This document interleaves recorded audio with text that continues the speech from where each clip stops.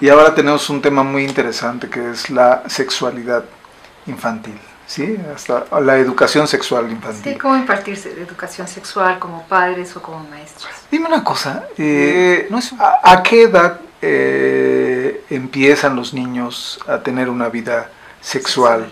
Claro. Mira, qué buena pregunta, es lo que me quedé pensando cuando te estoy escuchando.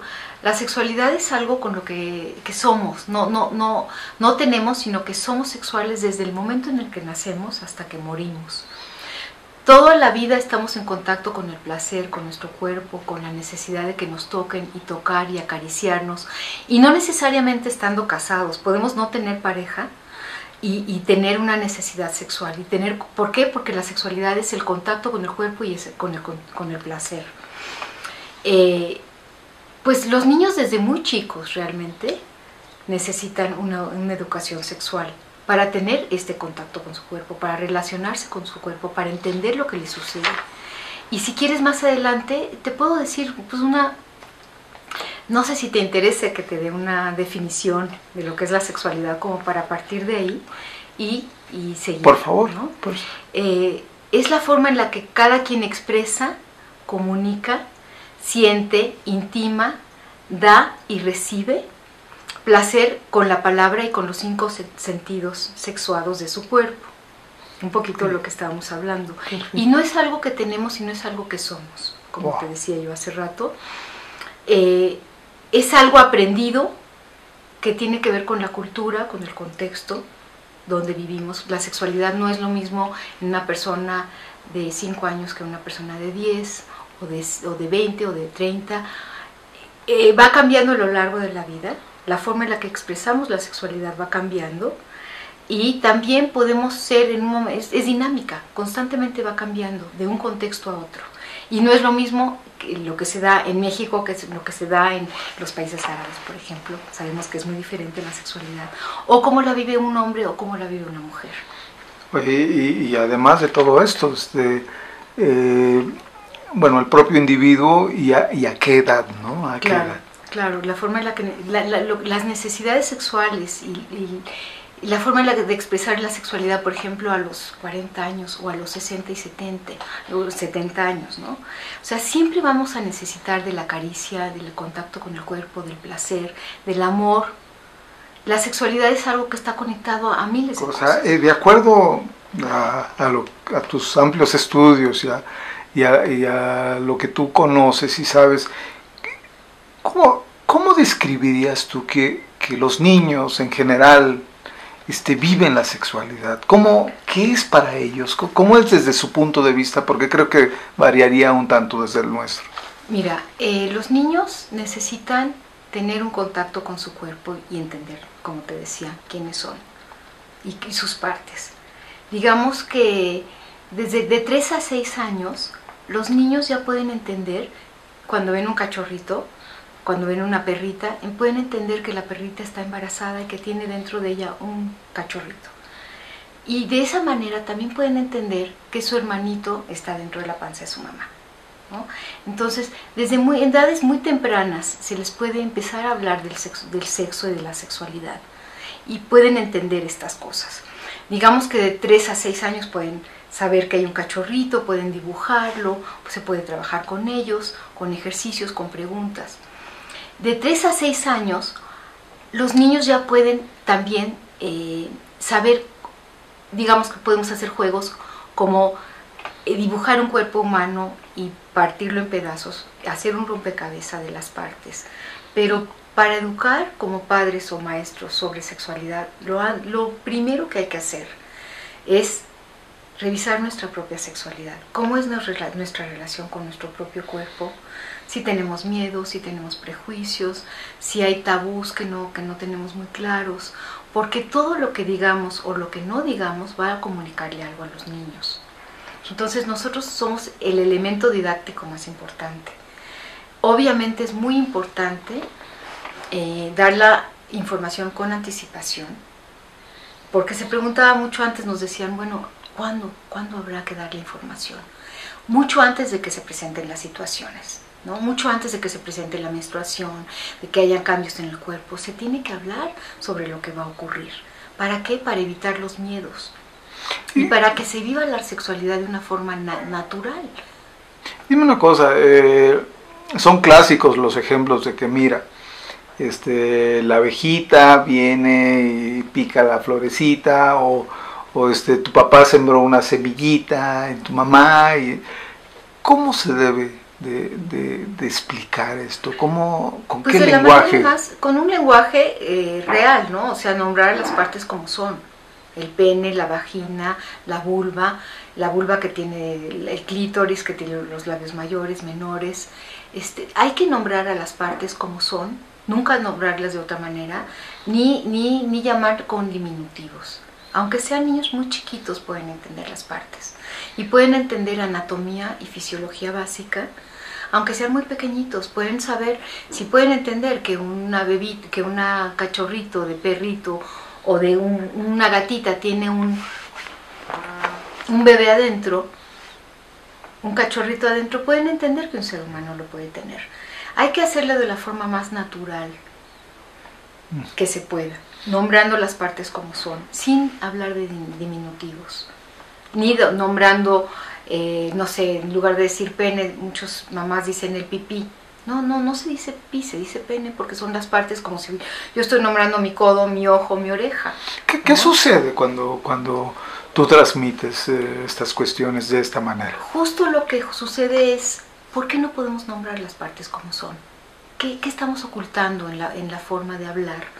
¿No?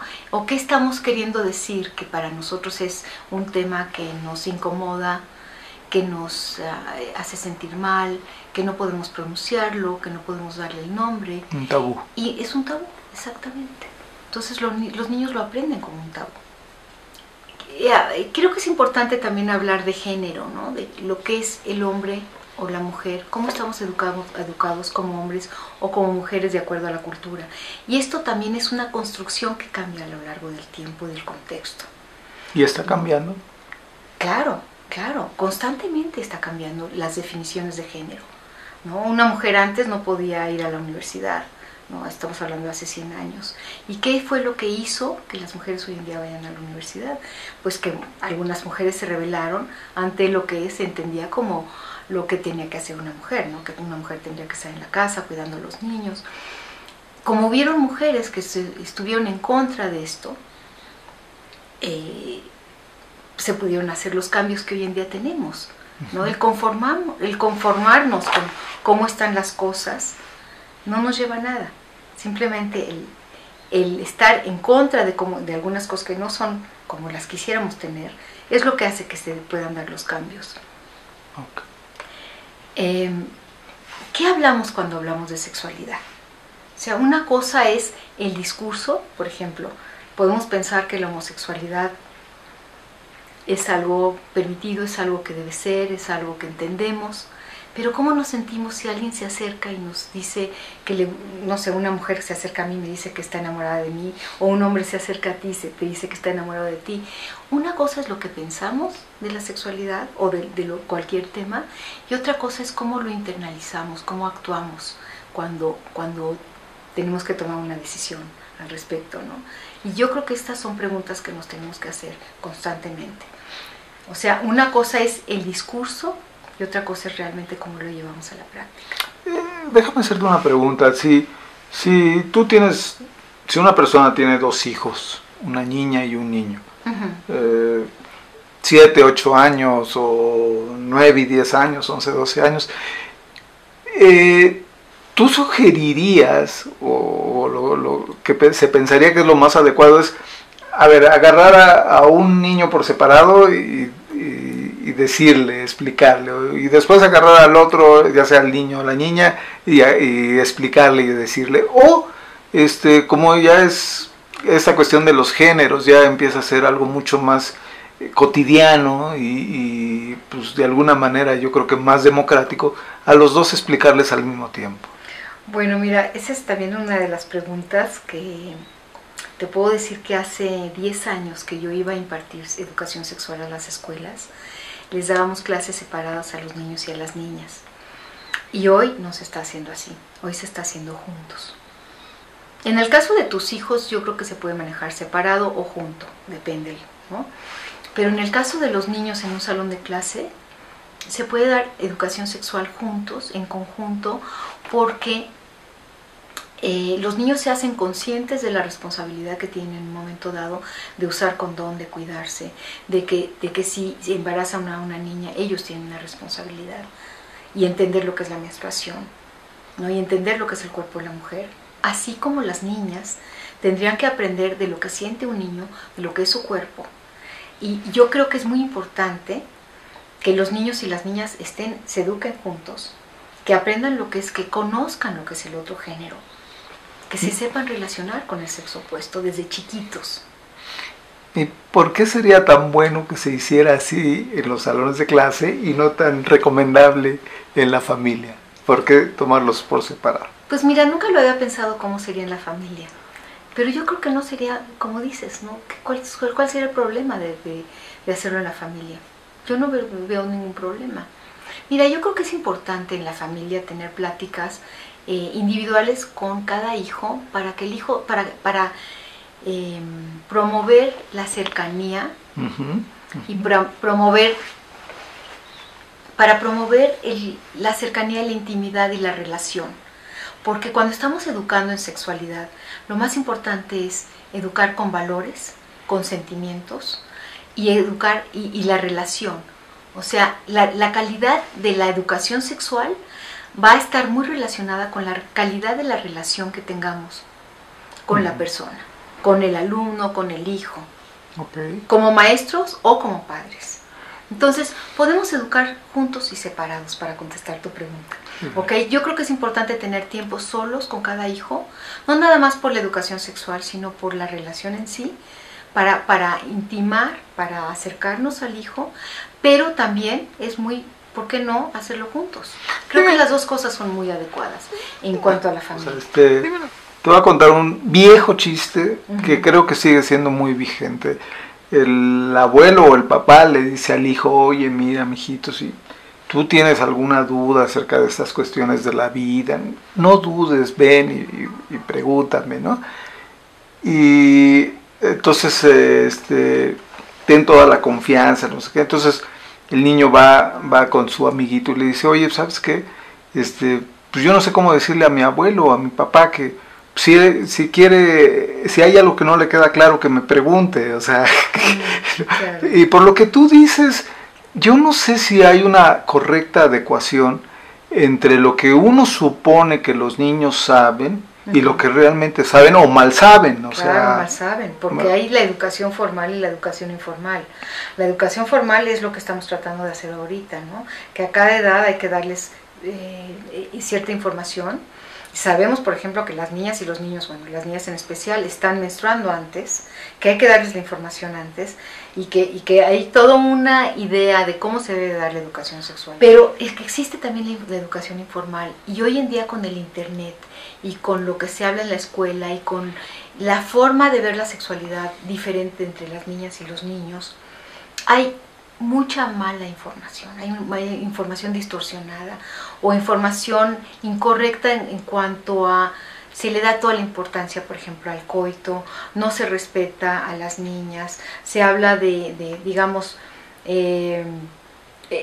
estoy hablando no nada más, las niñas también pueden faltarle el respeto a los niños, no nada más los niños a las niñas, claro. Pero al darles una información correcta de valores y de lo que sucede en sus cuerpos y verlo de una forma natural, estamos previniendo acciones violentas, estamos previniendo el abuso, estamos previniendo el que tengan una información incorrecta. Incluso podemos pensar, bueno, pues imposible prohibirles ver pornografía, podemos prohibirles, pero ellos ven la forma de hacerlo. Entonces yo creo que lo importante es poder hablar del tema y decir cómo te sentiste al respecto. Mira, eso es una información incorrecta por X, Y, Z, ¿no? Lo que sucede con la pornografía, por ejemplo. ¿Por qué la pornografía es tan dañina para un niño chico? ¿Por qué? Porque les malinforma, porque les hace pensar que el sexo es puro coito, cuando no es cierto. El sexo tiene que ver con abrazos, besos, caricias, palabras lindas, miradas, con el cariño, con el placer. El sexo tiene que ver con mucho más que el coito.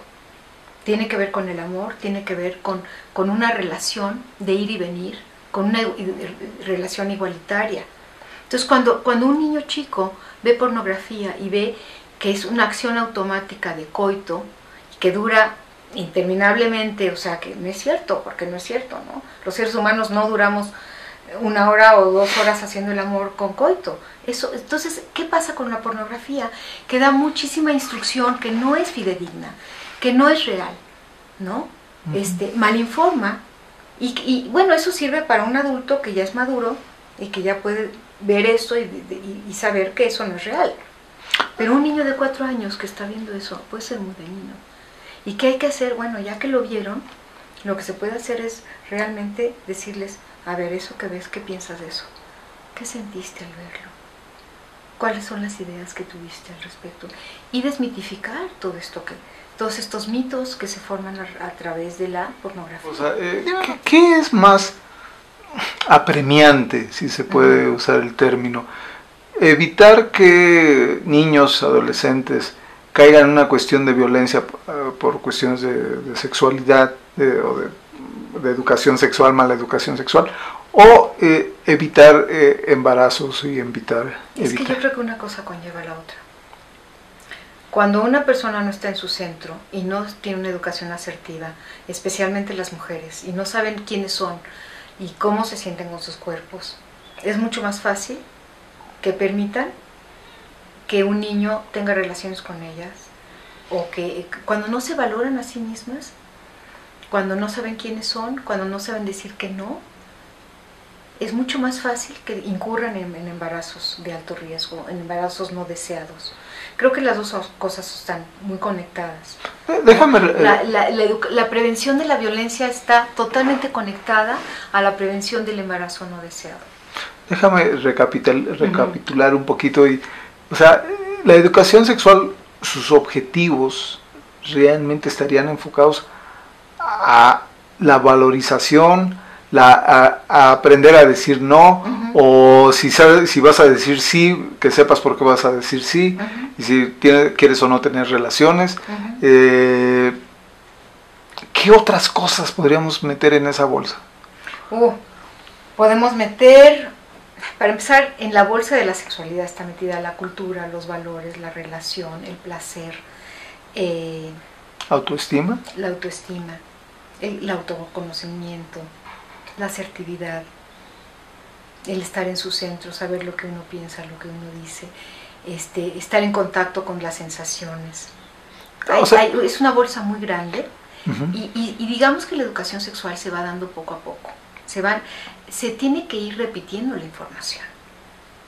Digamos que al principio se les enseña que un bebito, lo del cachorrito que hablamos hace rato, después ya se les puede enseñar las partes completas con los genitales, los nombres correctos de los genitales.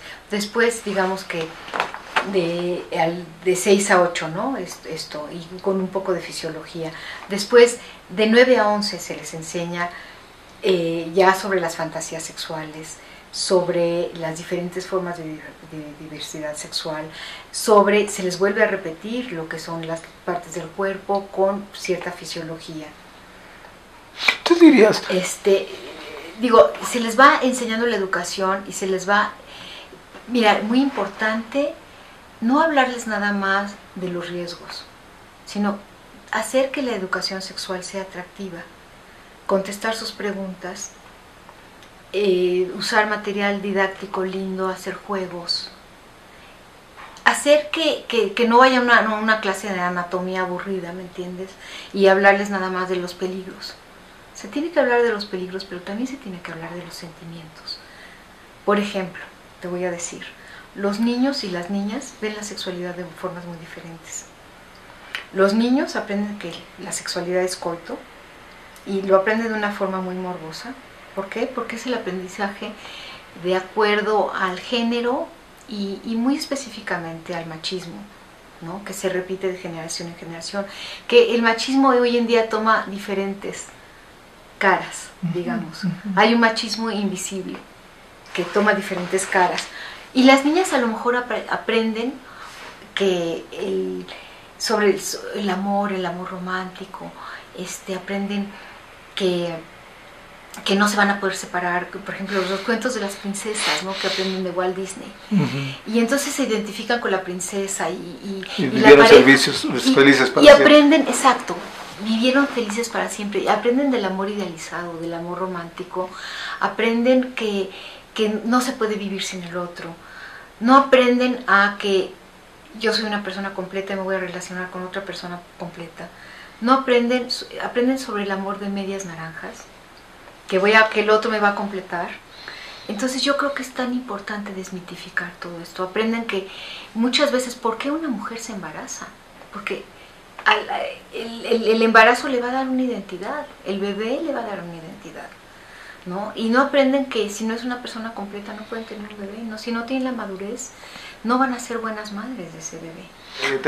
Es que, ¿sabes que te oigo hablar? Y en verdad yo siento que hay como estamos viendo la misma película, pero yo no sé si con públicos separados, o sea, y a lo que voy es esto. Por el aprendizaje de género. No, a lo que yo voy es, por ejemplo, mientras nosotros estamos, tú me das esta explicación tan importante, tan bella, tan concisa. Por el otro lado, yo pienso en un niño, en una niña que de repente, pues ya le viene la angustia de que tal vez tiene 12 años, o 13 años, o 14 años, y todas sus amigas o amigos le dicen, oye, tú todavía no has tenido tu primera vez, oye, pues algo anda mal en ti, ¿no? Entonces, ¿cómo empatar una cuestión tan teórica, tan y vivencial, digamos, con una cuestión de los niños que están expuestos en la secundaria, sobre todo, qué sé yo, ya apúrale, ¿no? Ya tienes que tener, no te han besado, qué sé yo. Claro, bueno, estás hablando de algo muy importante que es la presión social. Que empieza, bueno, especialmente en la adolescencia, es algo que toma una importancia, ¿no? Pero mira, estamos hablando aquí de la educación sexual en la infancia. Y creo que la educación sexual en la infancia es la base para la adolescencia. O sea, en la infancia es donde tenemos que reforzar. Primero, que haya un ambiente propicio, donde haya la confianza para hablar de estos temas.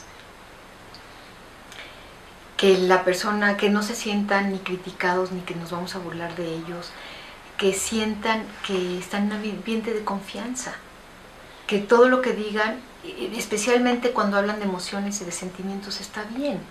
Ahora, de esa forma podemos guiar la conducta.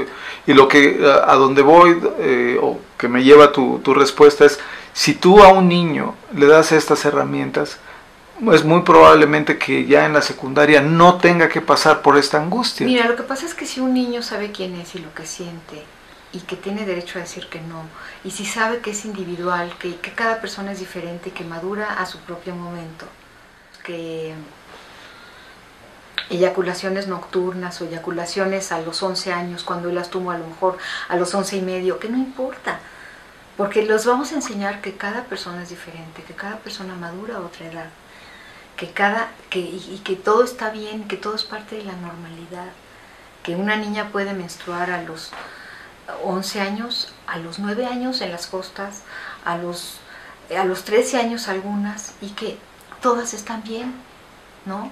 Lo que tenemos que hacer es hablar, cuando hablamos de sexualidad, hablar de individualidad, crear un clima de confianza, escuchar lo que ellos tienen que decir, y no nada más sobre sexo, sino en general.